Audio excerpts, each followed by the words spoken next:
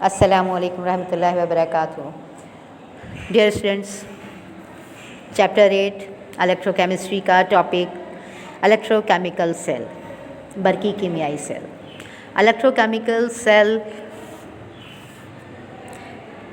are device or cell used to convert chemical energy into electrical energy or vice versa is called electrochemical cells। यानी वो chemical cell जो कि कीमियाई तवानाई को बरकी तवानाई में और बरकी तवानाई को कीमियाई तवानाई में चेंज करते हैं, उनको बरकी कीमियाई सेल इलेक्ट्रोकेमिकल सेल कहा जाता है। इलेक्ट्रोकेमिकल सेल जो हैं वो 2 टाइप्स हैं, इनको 2 टाइप्स में क्लासिफाइड किया गया है।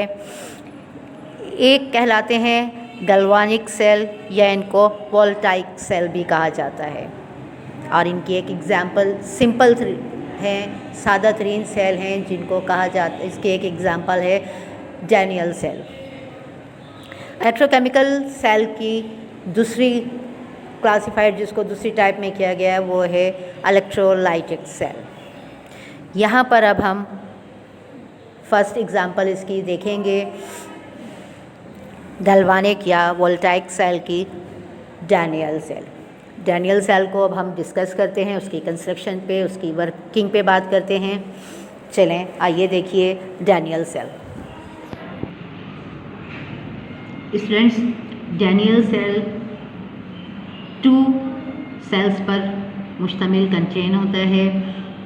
हर एक सेल को, ये देखिएगा डायग्राम आप, ये एक सेल हाफ सेल है और दूसरा ये हाफ सेल है। इसको भी हाफ सेल, इसको भी हाफ सेल, दोनों कंबाइन होकर जो है एक कंप्लीट सेल, सिंगल सेल, जिसको डैनियल सेल कहा जा रहा है। डैनियल सेल अलग अलग कंपार्ट पर मुश्तमिल होता है, जिसमें हाफ सेल इसको कहा जाएगा और हाफ सेल ये है। 2 इलेक्ट्रोड्स, एनोड और कैथोड। एनोड जो है जिंक का बना हुआ है,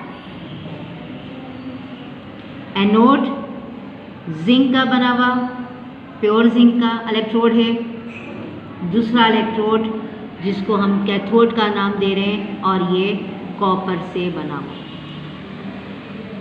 एनोड जिंक से बना हुआ है, कैथोड कॉपर से बना। अब पहले हाफ सेल को देखें जिसमें एनोड मौजूद है। एनोड जो इलेक्ट्रोड है जिंक का बना हुआ है, और वो अपने ही सॉल्यूशन में, यानी जिंक जो है वो अपने ही किसी सॉल्यूशन में जिंक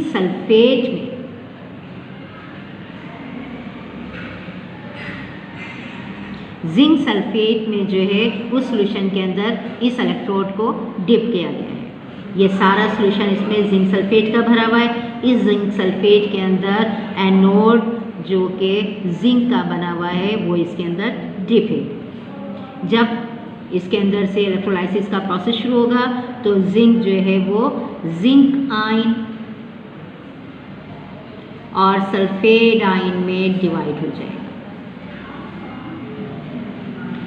दूसरे हाफ सेल को देखिए। अब इस हाफ सेल में कैथोड जो है, कैथोड इलेक्ट्रोड वो कॉपर का बना हुआ है, कॉपर से बनाया गया है इस इलेक्ट्रोड को, और ये इलेक्ट्रोड भी अपने ही सॉल्यूशन के अंदर डिप होगा जो कि कोई कॉपर के ऊपर मुश्तमिल होगा। तो ये कॉपर सल्फेट का सॉल्यूशन है। कॉपर सल्फेट के सॉल्यूशन के अंदर इस कैथोड को डिप किया गया है। जब यहाँ पर भी इलेक्ट्रोलाइसिस का प्रोसेस होगा, करंट पास होने का प्रोसेस होगा, तो कॉपर सल्फेट डिवाइड हो जाएगा कॉपर और सल्फेट आयंस में।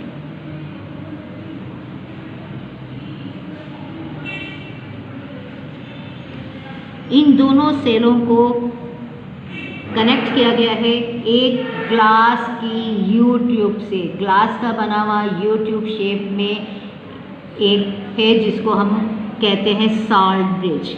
ये साल्ट ब्रिज कहलाता है। इस साल्ट ब्रिज को यू ट्यूब की शक्ल में होता है।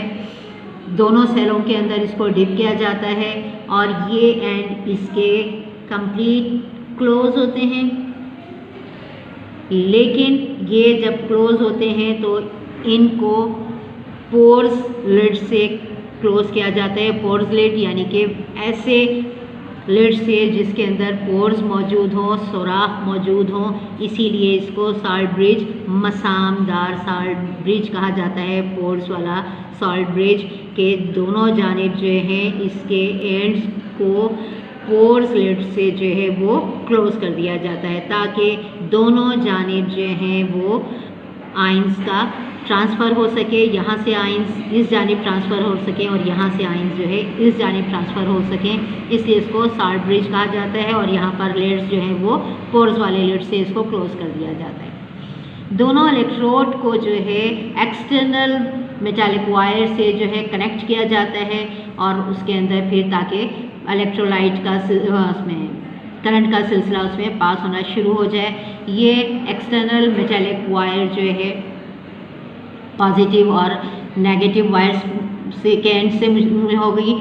हमें मालूम है कि हम एनोड को पॉजिटिव एंड से ज्वाइंट करते हैं जबकि कैथोड को नेगेटिव एंड से ज्वाइंट करते हैं, इसीलिए इनका नाम एनोड और कैथोड रखा जाता है।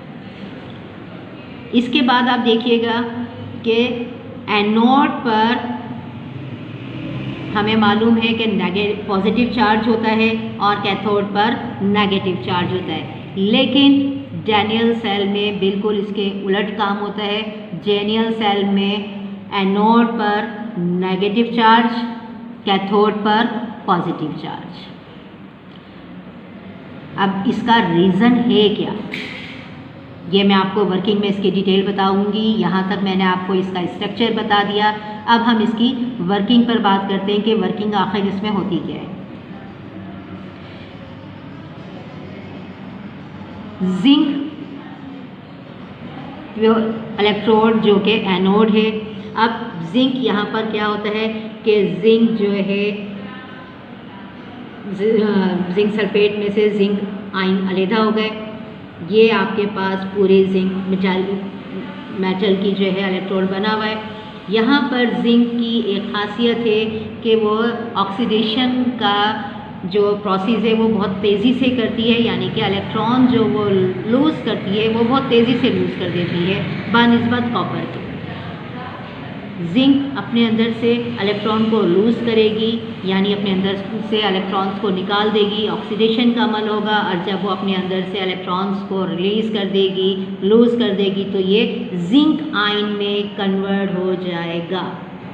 ये जिंक आयन में कन्वर्ट होगा और ये दो इलेक्ट्रॉन अपने अंदर से जो है वो लूज़ करेगा या रिलीज़ करेगा, लिहाजा ये जिंक आयन बन जाएगा। और जब ये जिंक आयन बनेगा अपने अंदर से इलेक्ट्रॉन्स को निकालेगा तो यहाँ इलेक्ट्रॉन्स जो हैं कंप्लीटली इलेक्ट्रॉन्स बढ़ते चले जाएंगे। जब इलेक्ट्रॉन्स बढ़ेंगे तो एनोड के ऊपर जो है नेगेटिव चार्ज आ जाएगा। ये पॉजिटिव एंड से जॉइंट होने के बावजूद, क्योंकि जिंक आयन जो है इलेक्ट्रॉन को लूज़ कर रहा है, इलेक्ट्रॉन्स की जो है क्वांटिटी बढ़ती चली जा रही है, लिहाजा एनोड के ऊपर जो है नेगेटिव चार्ज आ जाएगा। अब यहाँ से ये जिंक आयन ने जो इलेक्ट्रॉन लूज़ किए थे वो इलेक्ट्रॉन जो हैं वो दो इलेक्ट्रॉन इस एक्सटर्नल मेटालिक वायर के ज़रिए ट्रांसफ़र होते हुए आपके पास इस एंड पर आ जाएंगे कॉपर पर। इस इलेक्ट्रॉन्स ट्रांसफ़र होकर जब कैथोड पर पहुँचेंगे तो यहाँ पर मौजूद कॉपर आयन, ये जो पहले से मौजूद हैं कॉपर आयन, वो कॉपर आयन इन इलेक्ट्रॉन्स को जो है एब्जॉर्ब कर लेगा और कॉपर मेटल में कन्वर्ट हो जाएगा।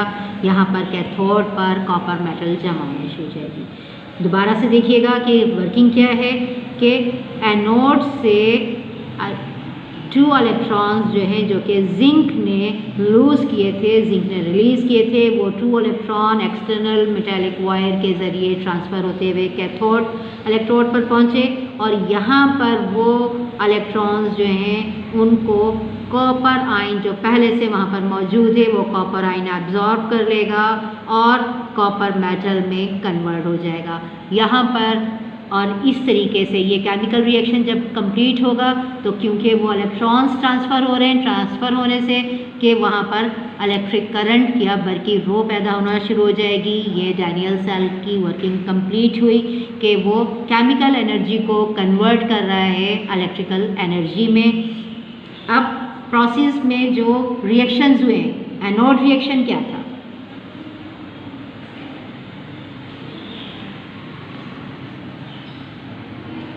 एनोड रिएक्शन, जिसको हम ऑक्सीडेशन रिएक्शन भी कहेंगे,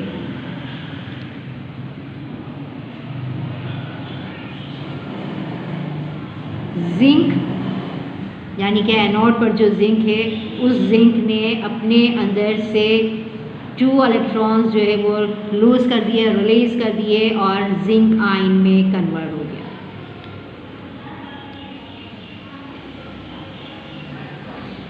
जबकि कैथोड रिएक्शन क्या हुआ?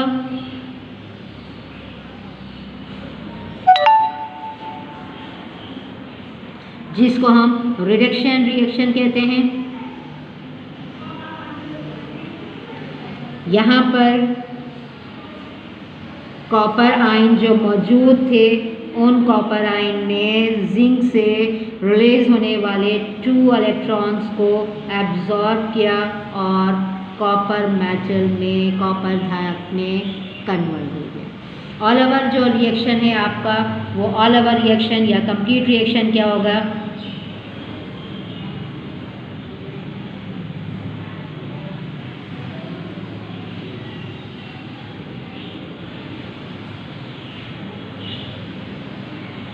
जिंक,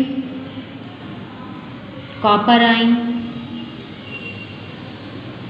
आपके पास जिंक आयन प्रोड्यूस हो रहे हैं, साथ ही साथ कॉपर मेटल प्रोड्यूस हो गया। ये आपका ऑल ओवर डैनियल सेल का जो है रिएक्शन कंप्लीट है। डैनियल सेल ने केमिकल एनर्जी को इलेक्ट्रिकल एनर्जी में कन्वर्ट कर दिया। यहाँ पर ये प्रोसेस कंप्लीट हुआ, हमारा टॉपिक भी कंप्लीट हुआ। नेक्स्ट टाइम इंशाल्लाह अगले टॉपिक पर डिस्कस करेंगे। अल्लाह।